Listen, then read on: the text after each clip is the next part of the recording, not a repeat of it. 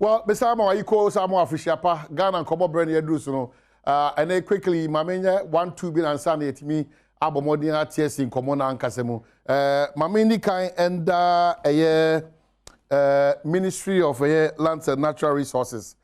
Sector Minister Samuel Abujinapo, and a deputy, Yera Duka, Medona Sipa. This one is a big surprise to me. And then to the entire team, no. So big a surprise. Another sa awards which are body a course for Alisa Hotel under the able leadership of Samuel Abujinapo and the Vice President of the land, Alhaji Mahmoud Baumia, His Excellency, and Suni Chief of Staff, Yamami Frema Opare, one better Lands and Natural Resources. Ninyina say omo hwemu Ghana for central for na wonu bo momodin e ma wonu bini eye galamsey ku aye kutia ni sintone hawa wodo a ewom no onyame adom ebi beso bedwam ene oman ne kwabna sante so ntare pay ye de aseda sron kokora na ma eye Ministry of Lands and Natural Resources na asade aseda so ama His Excellency the Vice President Alhaji Mahmoud Baumia ye de aseda so ama Chief of Staff, Yamami Frema Opare, and Ayera Duka, or also a Deputy Minister, Lands and Natural Resources. What it tells us, and it's a young Kosu, and Yamapa, if we say Biti baby, Yakasaidia, or also a share. And after they say here, can see being part to say a quiet quatia, a galamsey, no, as say in Ayanutimi Binimu, if we say a regulated front. I bet me a Boma galamsey a Jumano. Uni bi apese obaye an onkotete anawaye wonya kokuduro ni pepadia ye fi se Ghana benya mfaso ama onso atimi enya mfaso ti once again me da wona etena sedwene honhom me modembo de ma hokeka in the fight against galamsey and illegal mining no me da once ma me say studio bi me say onimnyamfo Duka Deputy Minister your sector minister Samuel Abujinapo and afi His Excellency the Vice President Dr. Mahmoud Baumia and I am a Frema Opare, Chief of Staff, Meda, Maso Kwanson Kuskra. Yera Ghana Nkomo na meka say Yera Bosumia, obi ani be more than necessary, obi ani da hoyi pa. Na anopemba say ti we free Ghana for e mu dodo na adwunim say kasa dodo na etaka say last days are dangerous no enya no kre.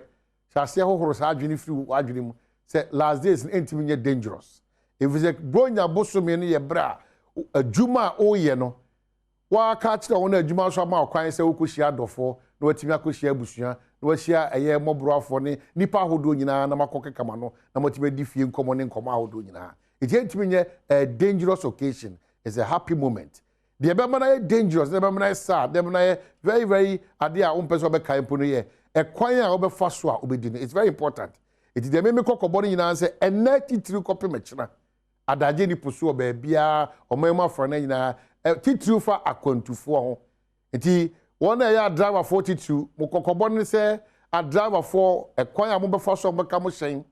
ekwan a mo hyen so ma siesie ni fa a passenger for so a driver for hyen car enso ani na ba ye hwe han ahwe de wa oni se ade a enkwan no ye nton mi no enti en 2010 e 24th onyame de adom wa okofro hyen bia no speak up very important. Se want me mia woni ankasa e hyen we said yesi konanya papa e kwan we se for papa nap a passenger phone so amoti hyen ni mutu no sometimes mu kasa dodo ema e how kese party me e eba it me say one open say last days can never be dangerous, especially in the month of Christmas. Last days are days e bre ti say mu no e ya ni gibre e de maye yes akwa ni na me kai Ghana Health Service say in fact eno ameka ho asem se wontu one na mode a na ya de ha adwen ye pa yanka se nim se bosumi ye December bosumi no dwumadi ahodo bebre e ba so a e ma ni panhia mudie na akonkan Ghana Health Service asem say mo di Omicron no anase COVID hihye ne mo ka no paper so na mo ka no sa atra keke anase form no mutu anama se de be ya eni panhia mu dodo na ankasa eso beti de ha adwen se obi busa sentie ne kra no Ghana Health Service any other relevant bodies no omutimi ti gba se ko bi anagyinatu ko bi a woni be hwe se wona eye events ahodo nyina ensorry so eye be 31st nyina no afutuo bi ni akwanche bi ni hihye egu akwan mu na asotwe bi wa na e ma refi na no da na ya sorry bi o nipa ko board dompim e hwiri ko so say bam na no da na nhyemude bi a concert bi e kwa stadium ye kwa wo ya asori bi o e hwiri ko so say bam eti eko a ye ko atia covid yade no eko a ye ko atia eye omicron yade no onyame anim ne kwani ahoden kese na gina me no so na emom say ye hwe say be di dwuma de Ghana Health Service any relevant bodies no adesede de beto anim ene kwa de ate say mo say indoor dwumadi ahodo nyina no mo titim emu bi wo ha ene mo nya adwene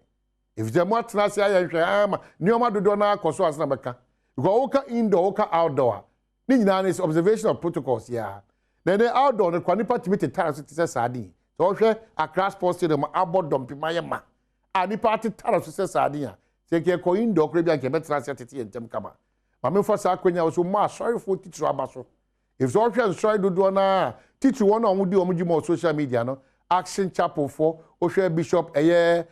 Ajinasare na ohwe Pentecost asafo na hwe asafo ahodo no ebinum so nya kwanya ema social media na emo ko sra omo a na ohwe mfonyini bi won ma utimi se nyame ne kwin that observation of COVID protocols no omo didi djuma kese pa eti mesre Ghana Health Service mesre Ghana Medical Association mesre policy for yempese January bedu no ana 27 28 29 to ye didi programs ye wi age ye ne wi o ma ye hwe ama bia koso no na afa die ye beka se ya de na sa pagya ne mu already ye sikasem kwa enko yi ehun kuntabu atosin enti na ya akwa se ye jai musa ama sesesa ye sa na enti ye besre ye nia hoode ye betimi de ahia omicron ne covid wo hye na ye nya de a ema ne nkoje ye nsem na kofa yo ne sron koso de abre Ghana si ye di sika Ghana si ye di sika Ghana si ye di sika esu ya na montuo ne hye di gu akom se ya de we entimi ntu ato se especially this month of Christmas no media make say enye ni so parties nyina na ye ni weddings and all other gatherings yana you see protocol whatever will be observed ukom kra nsu ade ro say o get that enye adwuma ti mesre onso obia ani ho betima bo ho ban ti say wa ankasa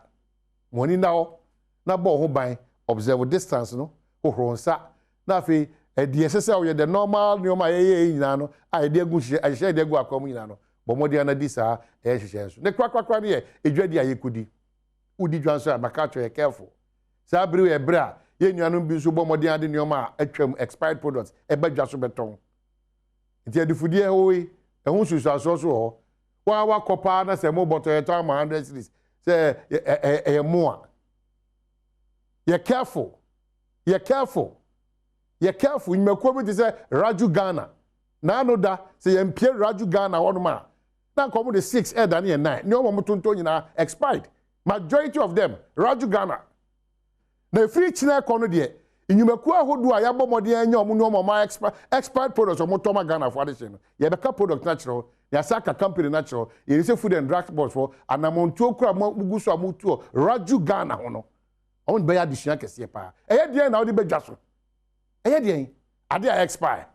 ade a enko yi ti Ghana for ye di dwasa brewe na ankasa no na ye ni so da ho if you say wan hwe yi a obi de mfufu ebeda no kwaye me fancy ha bronya we de emu bi fie de beware of wild dogs ebogate na no beware of wild dogs ebo efia no ba obia ni hon so meba ofia o de sa beware no betaro ha ebebo me ba me de nde eye beware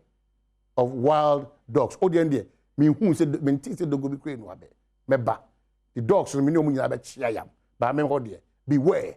of wild dogs Ghana achia enso emuye we do ma hene kwamna santi ye be se hia